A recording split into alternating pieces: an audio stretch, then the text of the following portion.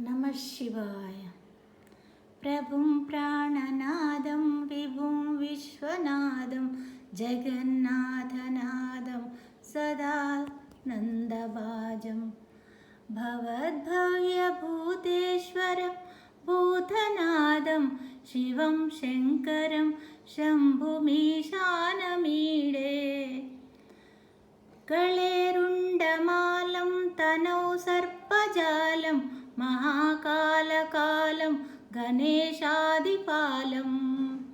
जटाजूटगङ्गोत्तरगैर्विशालं शिवं शङ्करं शम्भुमीशानमीडे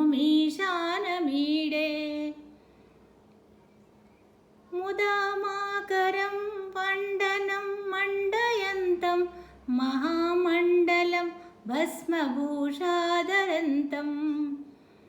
अनादिं व्यपारं महामोहमारं शिवं शङ्करं शम्भुमीशानमीडे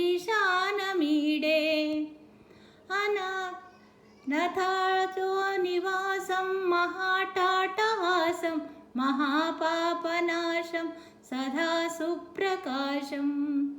उमेशं गणेशं महेशं शिवं शङ्करं शम्भुमीशानमीडे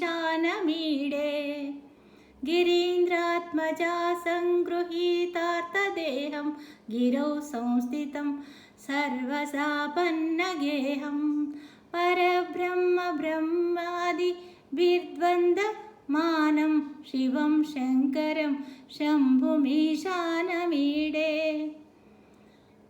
कपालं त्रिशूलं कराभ्यां ददानं पदाम्बोजनम्राय कामं ददानं बलिवर्गयानं सुराणां प्रधानं शिवं शङ्करं शम्भुमीशानमीडे शरश्चन्द्रगात्रं गणानन्दपात्रं त्रिनेत्रं पवित्रं धनेशस्य मित्रम् अपर्णाकळत्रं सदा सच्चरित्रं शिवं शङ्करं शम्भुमीशानमीडे हरं सर्पहारं चिताभूविहारं भवं वेदसारं सदा निर्विकारं श्मशाने वसन्तं मनोजं दहन्तम् शिवं शङ्करं शम्भुमीशानमीडे स्वयं यः प्रभाते नरः शूलपाने पठे स्तोत्ररत्नं त्विह प्राप्य रत्नं